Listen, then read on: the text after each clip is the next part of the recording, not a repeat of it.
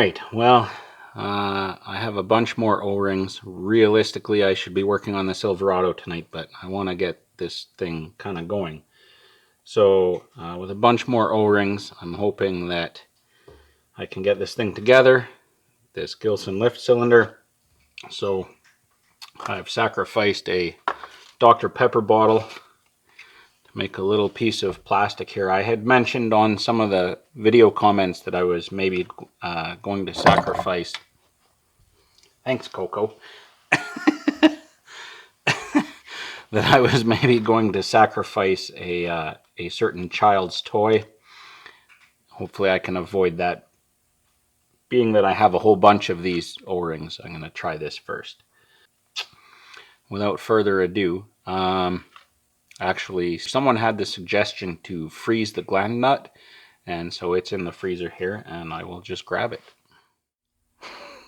It's not too often that Coco the shop cat joins me out here, but I guess tonight he's going to, so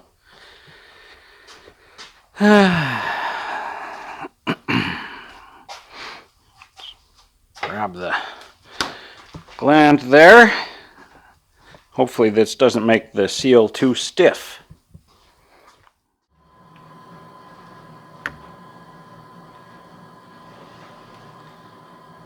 Not a huge fan of pounding on this like this way, but it is effective.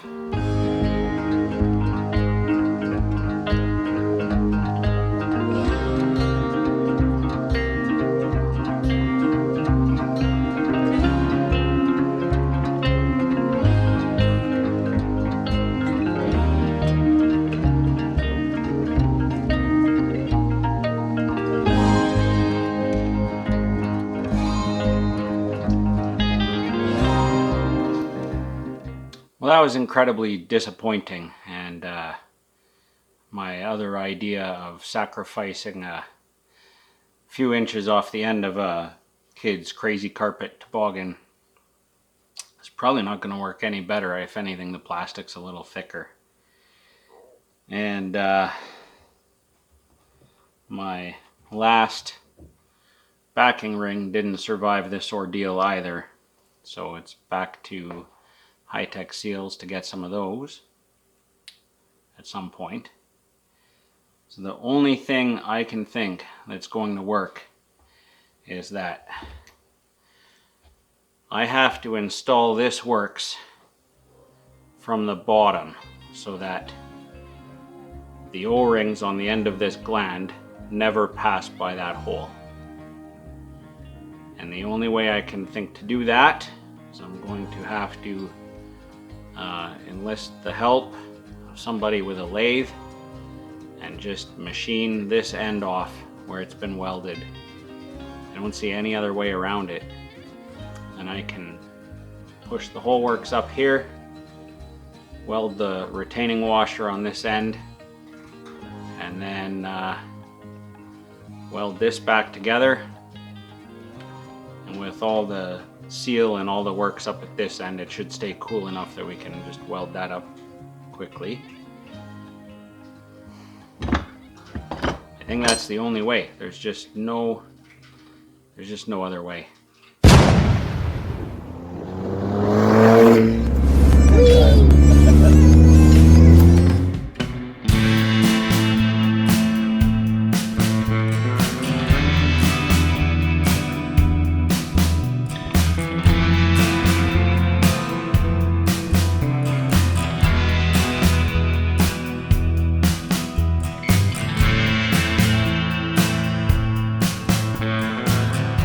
Well, tonight at work was one of those days where, you know, the bus is up in the air on the hoist, and I spent the whole day underneath it just having dirt rain down on me. So I'm pretty tired and not really feeling it, but the fun doesn't stop just because I'm tired. So we're going to carry on for a little bit at least. Got a couple of boxes here from Rock Auto, and you know what that means. Fridge magnet time. Well,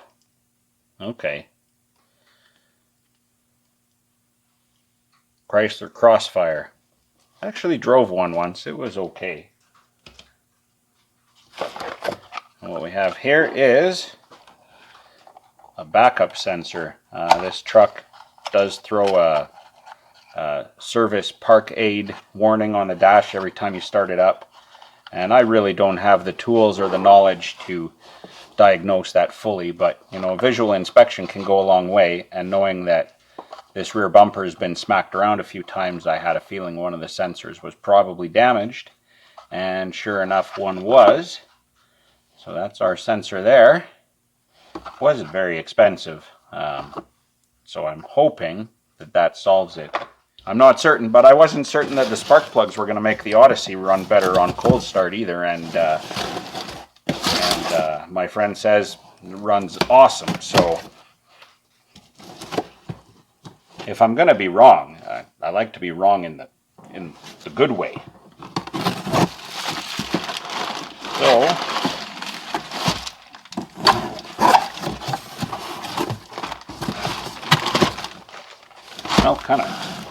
it smelled kind of good. Weird.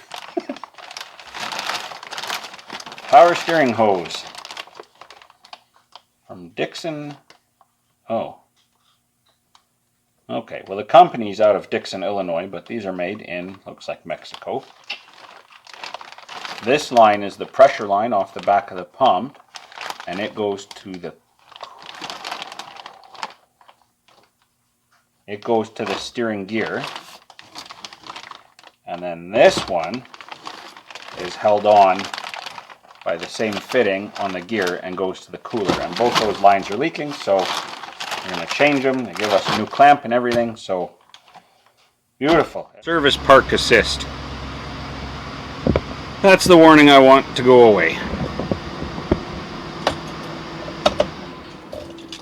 This sensor here is broken right there. So it's really just a matter of disconnecting it and popping it out. I am going to just disconnect it and connect the new one up first before I actually pop anything in, and then try it and see if that fixes it. Yeah, that's not good. That pin on the left is complete green death and is inside that connector. I'm going to see if I can disassemble the connector and clean that out, but I don't know. Odds I think are pretty slim, so I might have to buy that connector, and you can see it's broken too, so good times.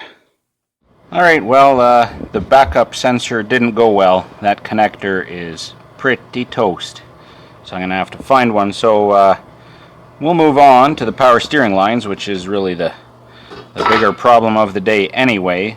The videos I watched on YouTube, of which of course there are plenty, a lot of them they worked from underneath, but I don't want to have to jack this thing up and deal with the under tray and everything else, so I'm going to work from here. I don't think it's going to be that bad at all. So we are removing this line here. Underneath it, it's really, really wet. That's our main leak. It runs, I don't know if I can get the light in here to show you, but it's this line down here, runs to the back of the pump. It's a 5/8 nut. We're going to just remove that. I'm going to route it a little differently. I don't like how this harness routes between here. And then that runs way down here. So we're going to remove that little bolt there. That's going to undo both lines from the gear. I'm not certain that this return line is actually installed correctly, so that's interesting. The return line comes up and runs to down in there. You can see the clamp right there. So we undo that clamp and undo the line and route everything back where it was. Check our fluid, and it should be job done. Sounds easy. Alright, I'm not too sure how much of this you're going to be able to see. And full disclosure, I've never done this job before. I mean, it looks pretty straightforward. I don't know how much of a fight it's going to put up. Hopefully it's not too bad, and there won't be too much cursing and swearing.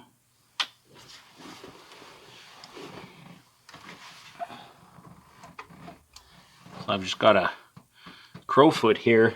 I'm going to try that on a ratchet to see if that's the hot ticket to get this off of the back of the pump. Fun thing is you got to work way down in here. Oh, that actually came off not bad at all. It's nice to have this battery tray here. I'm just going to grab some gloves. You've possibly noticed that I'm not the biggest glove guy in the world, but I've just had enough dirt for one day maybe.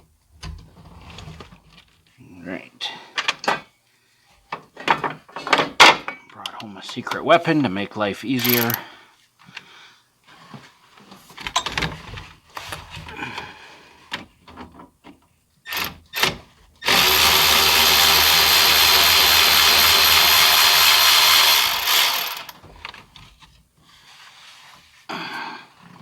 Let's not lose that. That would be bad.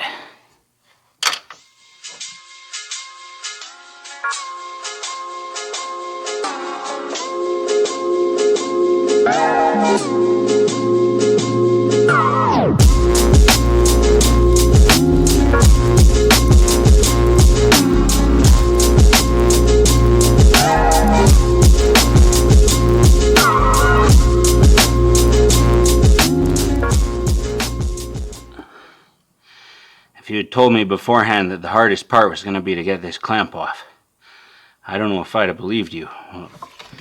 Alright, there's our lines.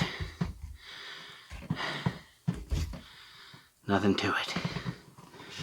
Easy peasy. Lemon squeezy.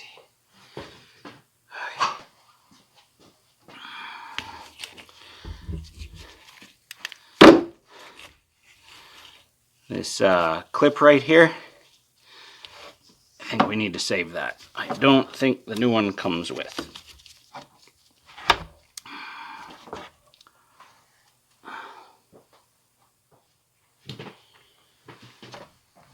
So we do have down inside the steering gear, I guess, a seal that we got to pull out.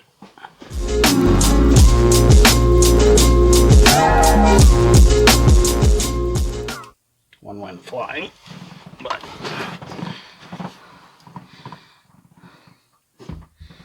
there it is. Just a little black rubber bit. Kit comes with new ones, 2 new ones in fact.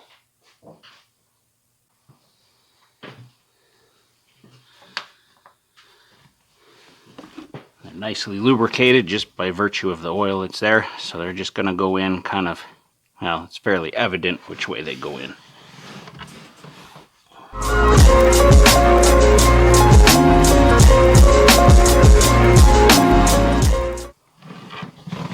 Alright, good enough.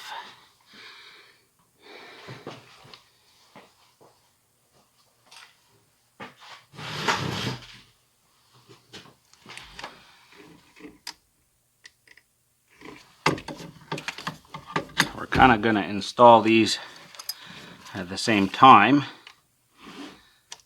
like so, and I guess really that's kind of what this clip does. I also kind of feel like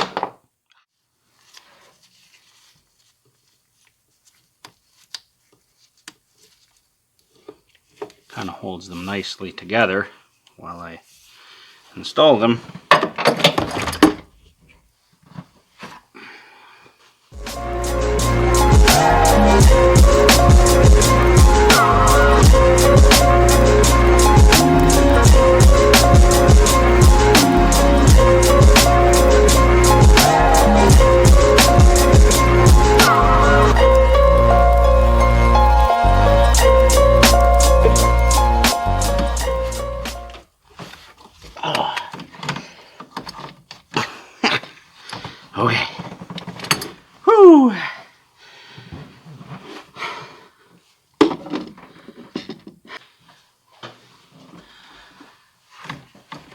a little wee O-ring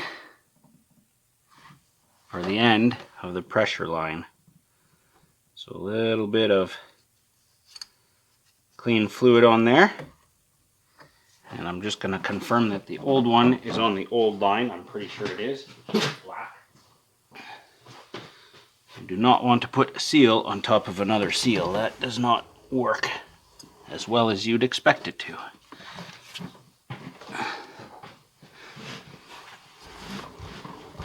Alright.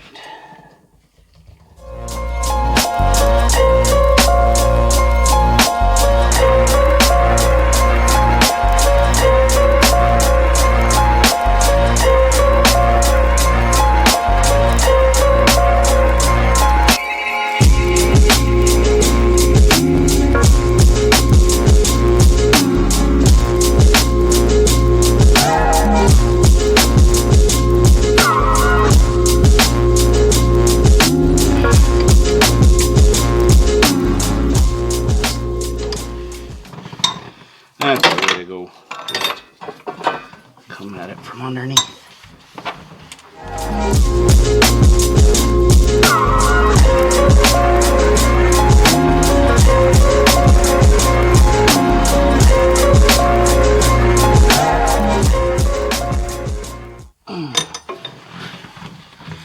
Okay, that is snug.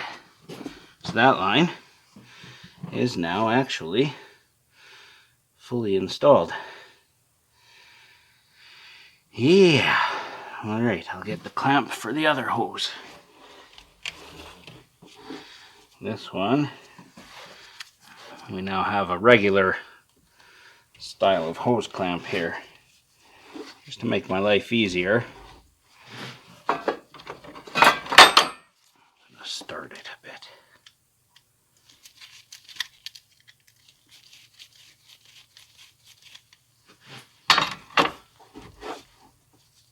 Yeah.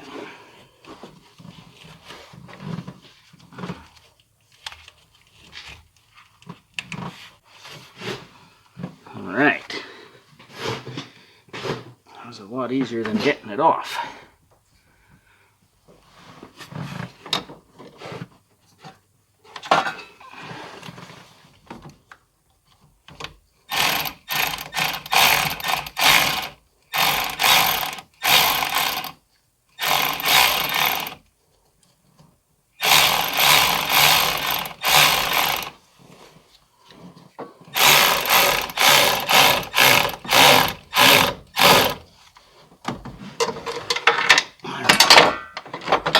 Too crazy with that.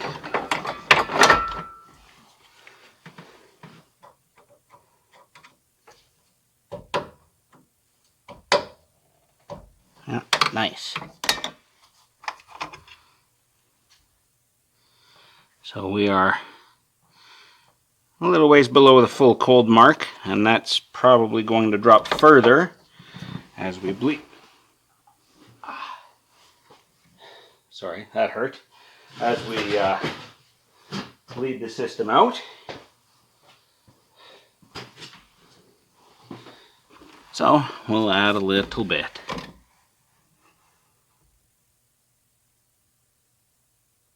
We're not going to get too carried away because we know we're going to need to add more. In fact, I'm not even going to look right now. So to bleed this, we turn the key on. Leave the engine off, steer it side to side 12 times.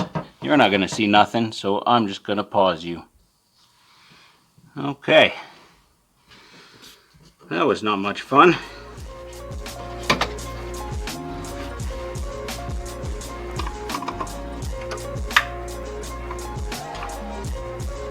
Not even on the dipstick now. So,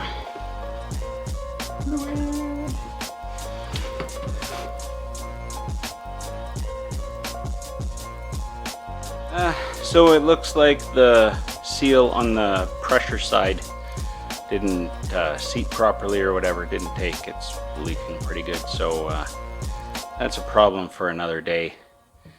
So it's 2 in the morning now, and I'm done.